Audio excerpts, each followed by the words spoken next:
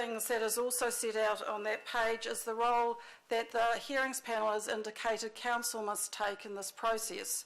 So if I just refer you to page 76, it sets out that, and this is directly from a minute from the independent hearings panel, that our role is to attend all of the hearing sessions unless we are excused by the panel. We must participate in all pre-hearing meetings, expert conferencing and mediation, and we must provide evidence to support the proposed Auckland Unitary Plan, or after considering submissions, propose any amendments that those submissions and guidance from the Independent Hearings Panel leads us to believe that the provisions in the notified version of the plan now should be changed. And so what we are doing all the way through this process is providing evidence. The timeline on the slides in front of you show that we publicly notified this plan in September 2013.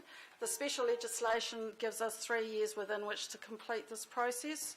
So the panel is required to deliver their recommendations within a certain time frame, and the council must deliver its decision on those recommendations within a 3-year period. Before the notification, as you are aware, we went through quite an extensive public consultation and engagement process around what was then known as a draft plan, and we held over 250 public meetings around the region to get the different views of people. Since public notification, we had a submission period that closed on February 2014. That was an extended submission period. The legislation actually would have closed that submission period in January 2014, but the council requested the chair of the panel to accept submissions up until the 28th of February because you as a council wanted to give the community the opportunity to put submissions in. In all of the public meetings that we held on the proposed unitary plan and also in the communications that we put out, we encouraged not only people who did not like what was in the plan to put in a submission, but also those who looked at the plan and thought that they agreed with what was in it. So we needed to hear from people who both supported what was in the notified version as well as those who had issues with it. After the close of submissions in February, following the process set out in legislation, we then had to summarise all those submissions, and we got over 9,400 submissions to the plan. Those submissions were summarised and notified for a further submission process. And the further submission process gives people the opportunity to look at original submissions and say, I either agree with those submissions or I object to those submissions. So they then put in a further submission. So we had over 3,800 further submissions either supporting or opposing original submission points. The hearings commenced in September 2014, and since that time the Independent Hearings Panel has held over 60 hearings. And at every one of those hearings, Council has been required to present evidence based on its assessment of what has been raised in the submissions, the guidance that has been given by the Independent Hearings Panel, and the discussions that happen at previous hearings. And that is really the process that we're at the moment. We're coming to the end of the hearings process. We've heard from submitters on the regional policy statement, on the regional plan provisions. We've had hearings on the residential provisions, so the rules that say what kind of activities can happen in residential zones, what's the height limit, what's the yards, what's the coverage. And now we're getting down to actually looking at how those zones are applied in a spatial manner. At the conclusion of these hearings, which are in the timetable of the hearings panel are set to be completed in April, that will be the end of all of the hearings that the panel are leading.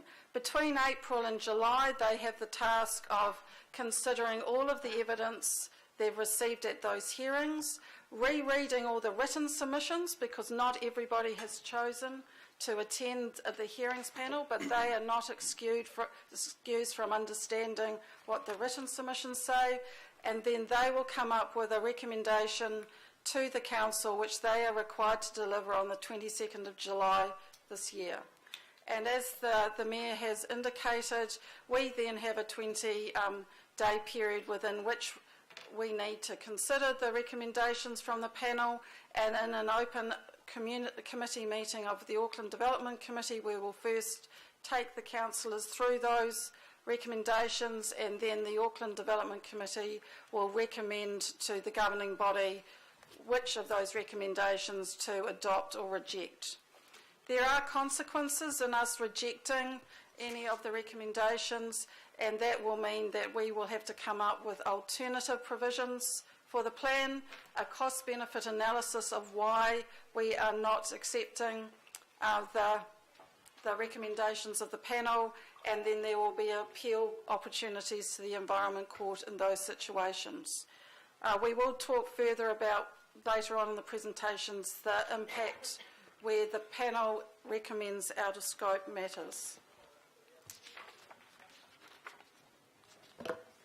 This is Auckland's first fully integrated plan, and the legislation that set up the Auckland Council required it to deliver a spatial plan for Auckland, which is the Auckland Plan, and also a unitary plan, which is the document that we are currently going through the hearings process on. As I've said earlier, this unitary plan is a first for Auckland, and in fact it's a first for the whole of the country, in that it's a comprehensive document which is the one set of rules that cover what would normally be found in a regional policy statement, a regional coastal plan, a regional plan and a district plan. And so when the hearings have been held, the hearings panel has started at the top level, which is the strategic direction, the regional policy statement, and we have provided evidence about how we see the city should grow at that time. And that evidence covered things like the council is keen to achieve a compact city, that we want to manage growth in a way that provides housing choice, enables more affordable housing, that ensures our housing is good quality urban design, and that we locate more houses around our town centres and our public transport stops in order to ensure we engender vitality in those centres, but also enable people to have transport choices in the future. All of these different levels have to reflect each other.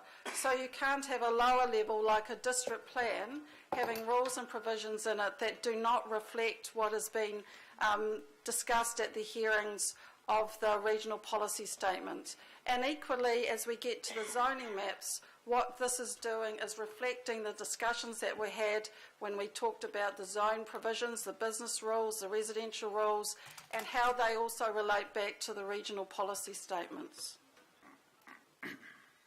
So the process that was followed to establish a council position on any changes to the zoning maps was that staff considered submissions and further submissions seeking zoning changes, and we received those in late 2013 and 2014.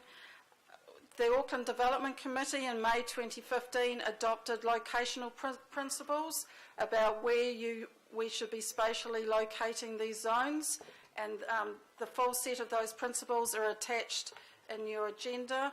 I'll go through the high-level overarching principles in a minute. We also received guidance from the Independent Hearings Panel. And right, order. Yeah, okay, hang on. So I appreciate thank you. I appreciate the fact that you are here, and we asked for this meeting to be public so that you could be here. But this is critical in terms of the decision making that we have and for people's understanding as to the reasons why we've arrived at the decisions we've had.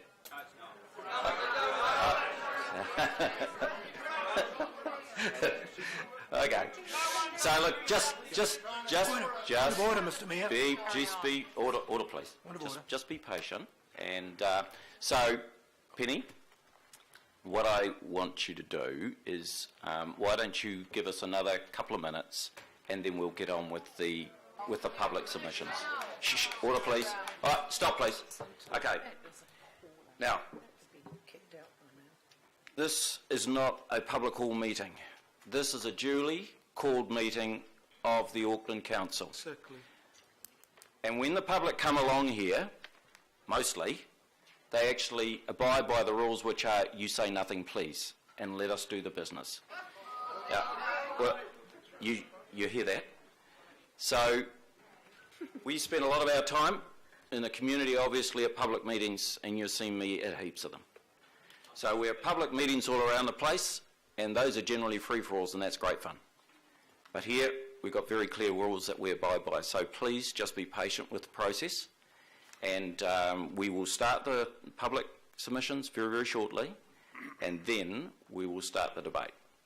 Point of order, Mr. Chairman. Okay. I did raise a point of order because I'm starting to get the impression that we're getting very repetitious here, because we had 2 days of briefing from council officials on exactly this matter. So I want you to make sure, I want you to make it clear, is this for the public or is this for us councillors to hear this for the 3rd or 4th or 5th time? Councillor Quicks, there's no point of order on that. Yeah. You're just expressing your opinion. Can we get on with it? Yep. Yeah. Just Let's get on with it, please. Just wait. And that's exactly what we're going to do, Councillor Quirk. So no points of order. Let's just listen to what the officer got to say, and then we will get on with the submissions. Yep. So in order to get to some of the slides that I think are new to this presentation and will be useful for the councillors, I will flick through these principles, but they are in your document. There were overarching principles from the Auckland Development Committee, which are up on these slides, yep, which is what staff used, as well as the Independent Hearings Panel guidance on zoning, which they gave, and it's published on their public website. And then if we go to the assessment of the zoning submissions, we had over 4,000 submissions on zoning maps, and they requested over 80,000 changes. Some were site-specific, and some sought very broad changes across Auckland. The way that staff dealt with that was to divide those into 80 different geographical areas across Auckland and mapped all of the submissions into those areas, and also took the principles from both the Independent Hearings Panel and the Auckland Development Committee to identify where there might be changes to the zonings. I won't go through the slide, but as you're aware, councillors and local board chairs were invited to workshops to look at that, and then we discussed the council position at meetings of the Unitary Plan Committee. From that, we actually put our revised zoning maps out into the public early in December last year. We were required to do it by the end of January, but we put it out early for people to be able to look at it. And we have lodged our written planning and technical evidence at the end of January this year. I suppose just to reiterate what the Mayor has said, there are no changes to the zoning maps in the proposed unitary plan. What is in Council's evidence are suggested changes to the maps to meet the principles, but obviously there will be other people at the hearing who will have different views about the changes to the maps, and that is the role of the Independent Hearings Panel, to listen to all submitters' views on what should be considered, and then recommend any changes if they believe that they are appropriate.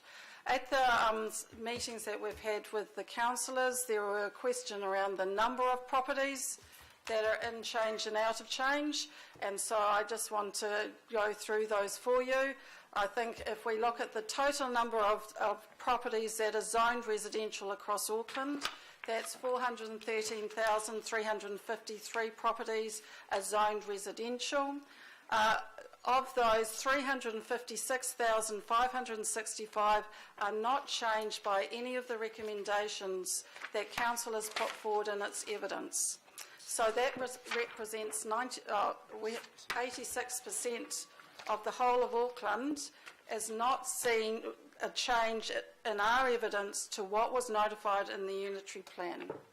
Of the others, you can see the numbers, a total of 27,740 properties are what we would call in scope, where there is a specific submission, and 29,048 are out of scope. I'm just going to now hand over to Mr. Duguid, who's going to take you through some of the issues and challenges that we think are important for this meeting to be aware of.